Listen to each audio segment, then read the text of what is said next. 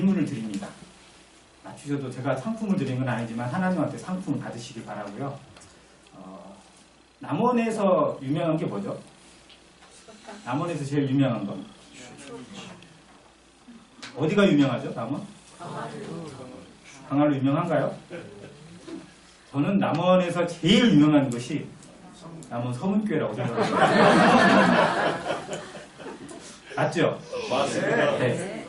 남원 강화로는 대한민국 보물 281호입니다. 그리고 황희정승이 귀향차 남원에 내려왔을 때 지은 곳이거든요. 그래서 유명해지긴 했어요. 호남 제1루라고 이렇게 써있기도 합니다. 그런데 남원 서문교회는 대한민국의 보물이 아니라 하나님의 보물이고 하나님께서 지으신 위대한 걸작품입니다. 그래서 우리가 얼마나 위대한 걸작품인지 하나님께서 우리를 얼마나 사랑하시는지 늘 마음에 새기고 살아가시는 성도님 되시기 바랍니다. 네. 요한복음 11장 되겠습니다.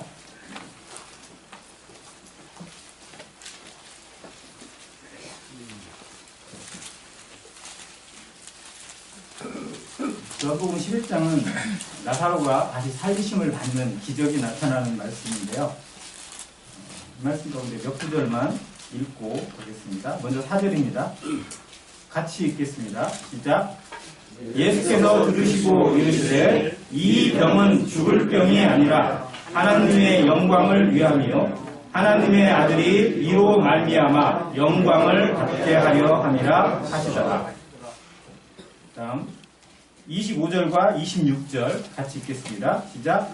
예수께서 이르시되 나는 부활이요 생명이니 나를 믿는 자는 죽어도 살겠고 무릇 살아서 나를 믿는 자는 영원히 죽지 아니하리니 이것을 내가 믿느냐. 감사합니다. 마지막 한 구절 더 보겠습니다. 43절과 44절 같이 읽겠습니다. 시작.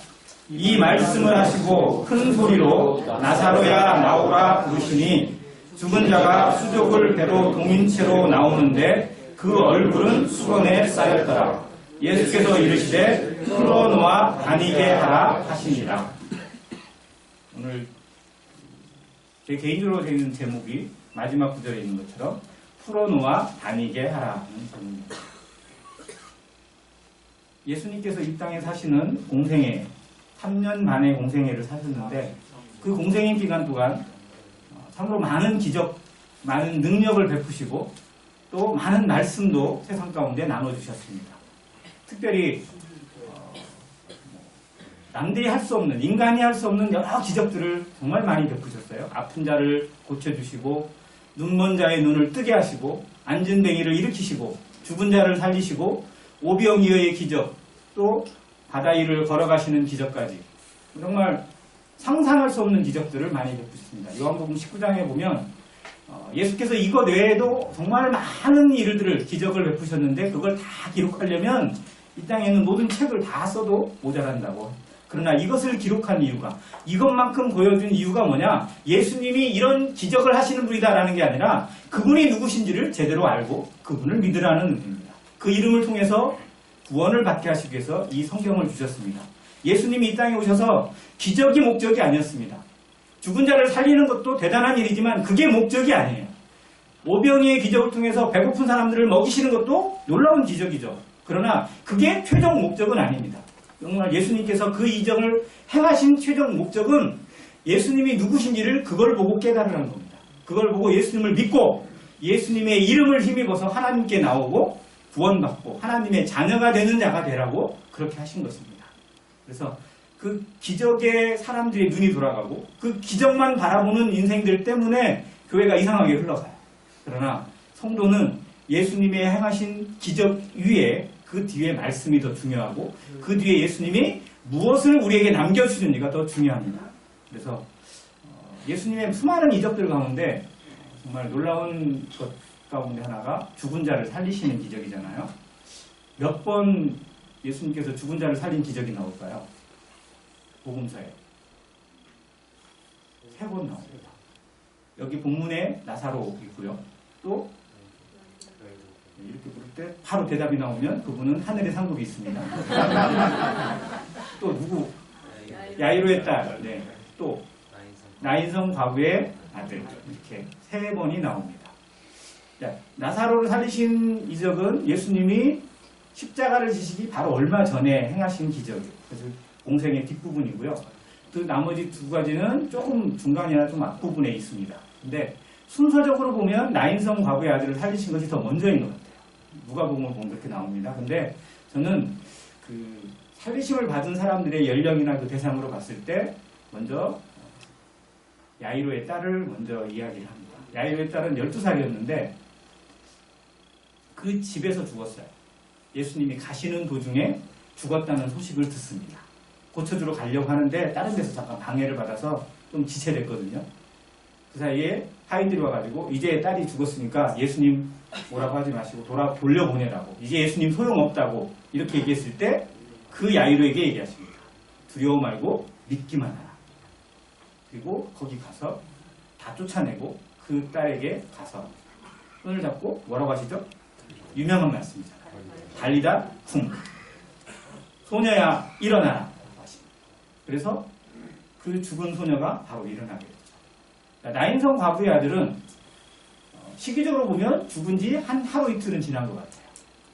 집에서 장사를 하고 이제 관에, 우리나라 같은 관은 아닙니다. 유대의 방식은 동굴이나 이런 데 시체를 묻기 때문에 아마 이렇게 거덕대기나 뭐 이게 싸고 이렇게 메고 갔을 것 같아요. 자, 시체를 메고 무덤으로 가려고 하는 길에 예수님이 반대서 오시면서 만났어요. 그리고 길가에 세우시고 그 청년을 이렇게 세우십니다. 그러면서 똑같은 음성으로 똑같은 말씀을 부르세요. 청년아, 내가 내게 말하노니 일어나라. 라고 해서 이 청년을 다시 살리셨습니다. 자, 나사로는 그 내용으로 살펴보면 더 다르죠. 나사로는 죽은 지 얼마 만에? 4일이나 지났어요. 제일 오래됐죠. 그리고 나사로는 이미 어디에 가 있어요? 무덤에 가서 무덤 문을 아예 돌로 막아놨어요. 이게 뭐예요, 이제? 끝났다. 그리고 마르다의 말을 들어보면 이미 그 안에서 썩고 있다. 진짜 모든 희망이 끝났다라고 했을 때 그 무덤문을 열고 일으키신 거예요. 그래서 예수님의 부활을 그대로 가장 직접적으로 보여준 사건이기도 합니다. 왜? 무덤문을 열고 다시 살아난 그 사건이니까요. 자, 그런데 중요한 건 죽은 자가 살아난 것도 대단하지만 그곳에 담긴 예수님의 메시지가 더 중요하고요. 그 의미를 우리가 아는 것이 정말 중요합니다. 자, 죽은 자를 살리는 건 우리의 구원을 보여주고 우리의 소망이 이 땅에 있지 않고 영생에 있다는 걸 그대로 보여주는 사건입니다. 자, 그런데 죽은 자를 살리시는 것에 멈추지 않고 다시 살리신 것에 후속 조치가 있더라고요. 이걸 아는 것이 참 중요합니다. 자, 야이로의 딸을 살리신 이후에 어떤 조치를 내리셨을까요? 자, 살아났어요. 뭔가를 하게 했어요. 뭐를 하게 했을까요? 먹을 것을 주라고 했어요. 많이 아파서 굶었을지도 모르겠지만 정말로 중요한 영적 의미가 담겨 있잖아요. 거듭난 새 생명은 거듭난 것도 중요하지만 그것도 대단한 거지만 더 중요한 건 뭐예요? 하나님의 말씀 안으로 잘 자라는 것입니다. 그것을 하라고 교회가 있고 그것을 하라고 성령의 은사가 있는 것이고 그것을 하기 위해서 우리가 직분과 부서가 나눠져 있고 시간들을 가지고 있습니다. 양육입니다. 먹을 것 줘야 돼요. 그런데 먹을 것을 주는 양육의 과정에서 정말로 많은 경우에 오해가 생기고 어려움이 생기는 이유가 뭐냐면 어린아이를 양육하는데 우선이 어린아이 입장이에요? 부모 입장이에요? 누구의 입장으로 일이 처리가 돼야 돼요? 부모가 야, 집에 고기밖에 없으니까 고기 먹어. 1살짜리 애기한테 이렇게 주면 돼야 안 돼요? 주면 되죠. 이건 공급자의 입장이 아니라 받는 사람의 입장이어야 돼요. 양육의 원칙입니다. 받는 사람, 그것의 양육을 받고 있는 사람의 상태가 어떤지 살피고 그의 수준이 어떠한지 살펴서 그에게 합당한 것과 그가 소화시킬 수 있는 음식으로 주는 것이 맞지 내가 가지고 있는 게 이거니까 알아서 먹어. 이건 아니라는 거죠. 그런데 하는 경우에 가르치는 사람 위주로 흘러가는 경우가 더 많았어요. 그게 받는 사람이 어떻게 받든지 그걸 통해서 잘 받으면 좋은 믿음이고 못 받으면 뭐 구원 안 받았나 이런 식으로 의심하는 일들이 비일비재하게 있었다는 겁니다. 이건 아니라는 거예요. 양육의 구상 원칙은 영의 상태를 살피는 겁니다. 그래서 서로 돌아보자. 돌아봐야 돼요. 그가 어떤 아픔이 있는지, 어떤 상태에 있는지, 어떤 눈물이 있는지, 얼마나 큰 어려움을 겪고 있는지 직접적으로 겪어보고 느껴보고 그에게 합당한 말씀을 하나님으로부터 성령으로 받아 나눠줄 때 이게 양육이지고 교제가 되고 상담이 되는 것이지, 내가 가진 말씀이 이거니까 이거 해. 뭐 하고 있어? 일어나. 이렇게 얘기하는 건 진짜 오히려 더 죽일 수도 있다는 겁니다. 그래서 어린아이에게 먹을 것을 주라고 합니다. 어린아이는 젖을 먹어야 돼요. 좀 지나보면 이유식을 먹습니다. 그런 다음에 단단한 음식을 먹어갈 수 있는 것이지, 내가 가지고 있는 것에 일방적으로 주는 것이 양육이나 교육은 아니라는 겁니다. 이것을 이 회당장 야이로의 딸이 살리심을 받은 대목에서 살펴볼 수 있습니다. 자, 두 번째, 나인성 과부의 아들. 그 아들을 살린 후에 하는 후속 조치가 뭐였을까요?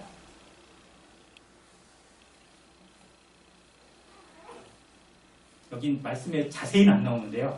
그 내용의 의미를 살펴봐야 됩니다. 뭐냐면 그 어미에게 돌려보내는 거예요. 과부입니다. 과부의 하나밖에 없는 아들이에요. 다른 자녀가 없어요.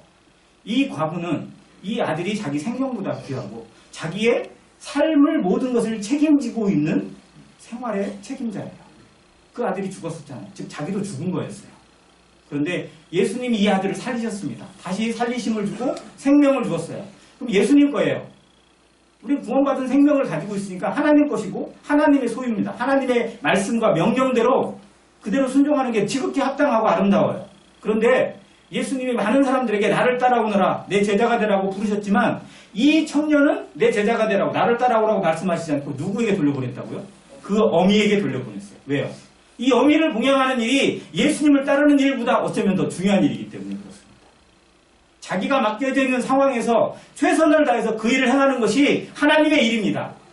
학생은 학생답게 학생의 본분을 다하고 자녀는 자녀답게 부모에게 효도하는 것이 하나님을 섬기는 것, 심지어 선교를 가서 하는 일보다 어쩌면 더 중요할 수 있어요.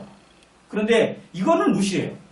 내게 맡겨진 상황 가운데 어떻게 충성해야 될 것인지, 어떻게 힘써야 될 것인지, 그걸 통해서 어떻게 하나님의 향기를 드러내야 할 것인지는 생각하지 않고 더 큰 일, 더 멋있는 일만 찾고 있다면 이건 하나님을 아는 게 아니라 나를 과시하고자 하는 정욕이고 교만입니다. 근본이 내게 맡겨진 그것, 내게 둘러지어진 구역에 얼마나 감사하고 얼마나 충성하고 있느냐가 그의 기본이에요. 작은 것에 충성된 자에게 큰 것을 맡기시는 것입니다. 그래서 하나님은 내가 있는 그곳에서 나를 시험하시는 거예요. 내가 하나님의 말씀 앞에 얼마나 권위 있게 순종하고 있고 하나님을 얼마나 경외하고 말씀을 얼마나 하나님으로 여기고 살아가고 있는지, 내가 있는 그곳의 모습이 진짜 하나님을 섬기는 그 모습이고 그게 사역이고 그게 예배입니다. 학교에서는 엉망인데 교회 와서는 잘해요. 이게 하나님의 형일까요? 하나님이 정말 원하시는 게 그걸까요? 그건 아니라는 겁니다. 왜 이단들이 욕을 먹습니까? 하나님을 섬기는 데는 열정인데 가정은 엉망이고요. 자기 생활은 엉망이에요. 가족들은 돌보지도 않으면서 그게 하나님을 섬기는 거라고. 그래서 이혼해도 되고 가족 파괴돼도 아무 문제가 없다고 말하는 건 하나님의 말씀이 아닙니다. 지극히 잘못된 거예요. 그래서 이 청년에게 주신 교훈이 교회 성도들에게, 특히 학생들이나 청년들에게 정말 깊이 새겨져야 됩니다. 내가 있는 곳에서 나는 하나님을 드러내고 있는가, 최선을 다해서 하나님의 뜻으로 여기고 그 일에 충성되고 있는가, 작은 것에 얼마나 충성되어 있는가, 이것이 나를 하나님께서 시험하고 있고 그 시금석을 통해서 나의 믿음을 더욱 장성한 분량으로, 더욱 하나님 앞에 큰 일을 맡을 수 있는 그런 것으로 변화시켜 가실 것입니다. 지금 있는 그곳에서 나는 어떤 모습인지 스스로 돌아보시길 바랍니다. 이것이 또 하나의 교훈입니다. 자, 마지막으로 나사로는 무슨 조치를 내리셨죠?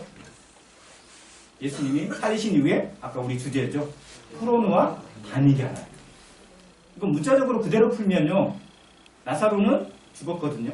시체를 매장하는 방법이 유대인들은 천으로 감습니다. 일종의 미이라 방식으로. 그래서 일어나긴 했어요. 그런데 팔도 못 움직이고 다리도 제대로 움직일 수 없어요. 중국 영화에 나오는 강시같이 움직일 수밖에 없고 통통통 뛰면서 움직일 수밖에 없습니다. 그러니까 풀어놔야죠. 그리고 다니게 해야 돼요. 그런데 이 말씀 속에 담겨있는 영적인 의미는 정말 깊은 의미가 담겨있어요. 주님은 우리를 풀어주세요 오셨어요. 뭐로부터 풀어주시기 위해서? 사단의 권세로부터, 죄로부터, 마귀의 사망으로부터 풀어주시기 위해서 오셨습니다. 풀어내셨어요? 못 풀어내셨어요? 풀어내셨잖아요. 다 이뤘다라고 하셨잖아요. 우리를 온전하게 풀어내셨어요. 그래서 우리는 풀어졌습니다. 그런데 아직도 묶여있는 사람이 너무 많아요. 스스로 묶어놨어요. 아니 심지어 다른 사람도 묶으려고 그래요. 아닌 것 같아 뭐 이런 말들이나 나는 아닌가 봐 뭐 이런 말들. 이게 얼마나 무서운지 아세요? 하나님은 다 풀어내셨는데 내가 뭐길래 내가 무엇이길래 영혼을 판단하고 나 자신을 판단해요? 이건 정말 하나님 앞에 도전하는 것이고 하나님을 반역하는 거나 마찬가지입니다. 하나님이 풀어주신 것에 대해서 우리는 정말 감사함으로 나가야 되고요. 그 풀어주신 목적을 이루는 삶, 그게 다니게 하는 겁니다. 무엇을 위해 다니고 있는지, 무엇을 위해 걸어가고 있는지, 무엇을 위해 하루하루 일어나서 어디로 가고 있는지 우리의 발걸음이 목표가 분명해야 된다는 겁니다. 우리를 풀어주신 이유가 뭐냐? 하나님의 말씀이 전파되어지고 하나님의 향기가 나타나는 사람도 하나님의 인격으로 다른 사람들에게 영향력을 끼치고 그를 그리스도에게 인도할 수 있는 사람이 되게 하시기 위해서 우리를 여기에 풀어놓고 기대하고 계시잖아요. 천국 가는 게 우리 목표인가요? 천국 가는 것이 구원의 진짜 목표라면 어떻게 해야 되죠? 구원 받으면 바로 데려가세요. 침대 받아도 필요 없어요. 침대 안 받아도 상관없어요. 천국 가는데 아무 문제 없으니까. 그런데 천국이 목표가 아니라 바로 내가 그리스도화됩니다. 그리스도가 내 안에 살아 역사되어지고 하나님의 말씀이 살아 움직이는 도구가 되게 하시기 위해서 우리가 이 땅에 남아있는 거고 우리에게 기회가 남아있는 거고 만나는 사람들이 있는 겁니다. 풀어놓아 다녀야 되잖아요. 그게 교회의 목적이고 교회의 사명입니다. 이것이 나사로에게 주신 이 메시지 속에 담겨있는 또 다른 의미이기도 합니다. 이걸 생각하면서 나사로가 다시 살리심을 받은 이 과정들에 정말 놀라운 하나님의 의미와 비전 그리고 은혜를 생각해 보기 원합니다. 나사로가 살던 동네가 베다니입니다. 베다니는 예루살렘 그 동편 쪽에 기드론 골짜기를 지나서 벳박이라는 곳이 있고 그곳 옆에 이 베다니가 있습니다. 예수님께서 이 동네를 자주 다니셨어요. 예루살렘에 가는 길이 정말 많은데요. 꼭 이 길로 많이 가셨어요. 왜? 그곳에 예수님을 정말 좋아하는 사람들, 그 가정이 있으니까. 이게 누구냐면 마르다와 마리아. 유명한 두 자매가 살고 있는 집이었고 그곳에 오라비가 나사로입니다. 그곳에 참 많은 접대를 받았었어요. 그리고 마리아와 마르다는 그 전부터 예수님 앞에 정말 헌신적인 모습으로 섬겼고 또 아시잖아요. 마리아는 부엌일이 바쁜데도 불구하고 정말 막 일로 바빠가지고 마르다는 막 정신이 없는데도 불구하고 이 눈치 없는 동생은 예수님의 말씀을 듣겠다. 그 발치가 가지고 정말 제자들인 것처럼 그러니까 그런 것처럼 하는 남들 눈에는 정말 어떻게 보면 꼴불견처럼 보였던 그런데 예수님 앞에 칭찬을 받은 여인이잖아요.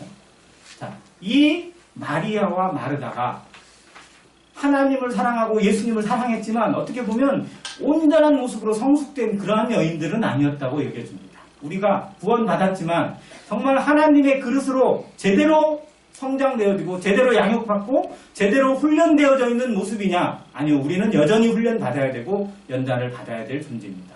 그래서 이 나사로의 병듦과 죽음 속에 하나님께서 택해주신 방법이 뭐냐? 죽은 자를 살리시는 것과 함께 동시에 마리아와 마르다를 연단시키는 성숙의 과정도 담겨 있습니다. 우리에게 닥쳐지는 성도들에게 주어지는 많은 일들은 그 일이 목적이 아닐 수 있어요. 그 일을 통해서 하나님께서 무엇을 보게 하시고 무엇을 배우게 하시느냐를 아는 것이 더욱 중요합니다. 아파요. 가족 중에 누가 아프거나 얼마나 아픕니까? 얼마나 힘듭니까? 그런데 그 일이 고쳐지기를만 그 사람이 빨리 병고침을 받고 회복되어지기만 우리는 기도할 수 있지만 하나님께서 계획하신 것은 그 고통을 통해서 그 당사자가 아닌 다른 사람까지 하나님을 배우는 과정으로 주실 수 있다는 겁니다. 여기 그게 담겨 있어요. 나사로가 병들었습니다. 나사로 너무 잘 알고 아끼세요. 그래서 예수님을 요청을 했어요. 빨리 와서 좀 고쳐주세요. 예수님 가셔야 돼요? 안 가셔야 돼요? 예수님 사랑이 많으시고 아끼는 가정이니까 가서 고쳐주시는 게 맞잖아요. 근데 가세요 안 가세요? 거기에 이틀 동안 더 머무시는 거예요. 그 자리에서. 오히려 반대쪽으로 나가시는 거예요. 제자들도 이해가 안 돼요. 응? 나사로가 병들었다는데 왜 저러고 계시지? 마리아와 마르다가 그렇게 우리를 잘 섬기고 그렇게 많이 도와주고 그렇게 극진하게 우리를 봉사했는데 가서 도와주시는 게 당연한 거 아니야? 왜 저러고 계시지? 이해할 수가 없어요. 근데 예수님이 하신 말씀이 첫 번째 이런 거예요. 이 병은 무슨 병이 아니라 죽을 병이 아니라는 거예요. 그리고 오히려 하나님의 영광을 위하며 하나님의 아들이 이로 말미암아 영광을 얻게 하려 합니다. 자, 그러면 예수님은 좀 심하게 얘기하면 나사로가 죽기를 기다리셨다, 안 기다리셨다? 기다리셨어요. 죽기를 기다리셨어요. 사람의 입장에서는 이해가 안 돼요. 우리를 왜 이렇게까지 힘들게 하시는지, 왜 나를 여기까지 두시는지 우리는 이해 안 될 때가 너무 많습니다. 그러나 하나님께서 왜 그렇게 하시는지 하나님의 마음으로 묵상하게 되면 또 다른 빛이 보일 수 있고 또 다른 길이 열릴 수 있다는 거예요. 그게 말씀의 능력입니다. 예수님의 말씀이 우리에게 생명이잖아요. 그 모든 것을 이길 수 있는 힘의 근원이 예수님에게 있고 하나님에게 계시잖아요. 그러면 내가 정말 하나님을 얼마나 믿고 있고 얼마나 간절히 찾고 있는지 우리 자신을 살피는 하나의 계기가 되시길 바랍니다. 자, 이걸 통해서 하셨어요. 지금 이제 이렇게 말씀하시면 가시겠구나 라고 했는데 안 가시고, 그리고 우리 친구 나사로가 잠들었다. 이제 깨우러 가겠다 라고 하십니다. 그래서 뭐라고 하냐면 아픈 사람이 잠들었으면 좋은 거니까 뭐라고 깨웁니까? 놔두시죠. 실제로 뭔지 모르고. 근데 나사로는 죽었어요. 그리고 예수님은 그때서야 가세요. 가셨더니 이제 초상집이 됐어요. 그 전까지는 아픈 집이었는데 이제 초상집이에요. 예수님이 오실 필요가 있어요, 없어요? 필요가 없다고 느껴집니다. 그러나 예수님은 생과 사의 모든 한계를 뛰어넘으시고 인간이 정한 모든 법을 뛰어넘으신 유일하신 하나님이십니다. 그분이 누구신지를 보여주는 근거가 바로 이 죽음에 있다는 거예요. 죽음을 이기실 수 있고 죽음을 정복하실 수 있고 죽음에게 명령을 낼 수 있는 분이 누구시다? 예수 그리스도예요. 그래서 이 병은 죽을 병이 아니요 하나님의 영광, 그리고 하나님의 아들이 이로 말미암아 영광을 받게 하려 함이라고 말씀하신 거예요. 가셨어요. 갔더니 마르다가 앞에 예수님 오셨다는 얘기죠. 예수님 얼굴을 보자마자 막 눈물이 더 나. 그잖아요. 그래서 하는 말이 뭐예요? 예수님이 여기 계셨더라면. 그러니까 이 말은 뭐냐면 안타까움도 있지만 약간의 원망도 섞여 있죠. 왜 이렇게 늦게 오셨어요? 소식 들었을 때 빨리 오셨으면 사실 수 있었잖아요.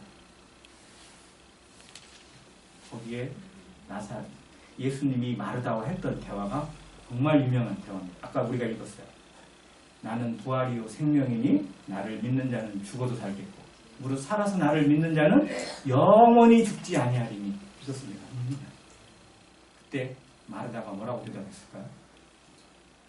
27절에 주여 그러하이다. 주는 그리스도시요 세상에 오시는 하나님의 아들이신 줄 내가 믿나이다. 여성으로서 한 가장 위대한 고백입니다. GC라고 해요. Great Confession. 위대한 고백이라고 하는데요. 예수님이 우리에게 남기신 것은 Great Commandment라고 하고 위대한 명령, 지상명령이 마태복음 28장 19절, 20절에 있는 말씀이고요. 사람이 하는 가장 위대한 고백. 이게 베드로가 가이사랴 빌립보에서 너희는 나를 누구로 아느냐 했을 때 주는 그리스도시요 살아계신 하나님의 아들이니다 라고 하는 고백. 이게 사람이 하는 가장 위대한 고백이래요. 그래서 그 고백 통해서 천국의 열쇠를 부여받고 아무튼 그랬는데도 그랬다가 확 꼬부라졌잖아요. 아무튼 그런 베드로가 했던 고백처럼 거기에 견주는 똑같은 고백이 마르다를 통해서 하셨어요. 마르다의 입을 통해서 이 고백이 나오게 하시고 마르다의 마음을 바꿔주시는 과정. 그래서 사랑하는 오라비가 죽기까지 기다리신 이유가 무엇인지, 이렇게까지 아프고 힘들게 하신 이유가 무엇인지 나중에야 깨닫습니다. 여기서도 다 깨닫는 건 아니에요. 고백을 했지만. 자, 그런 다음에 마리아를 만납니다. 마리아는 예수님을 가장 가까이서 섬겼고 누구보다도 예수님을 사랑했고 예수님 말씀을 누구보다 잘 이해해요. 그런데 이 상황은 이해가 안 돼요. 그래서 마리아도 똑같이 얘기합니다. 주께서 여기 계셨더라면 내 오라비가 죽지 않았을 것입니다.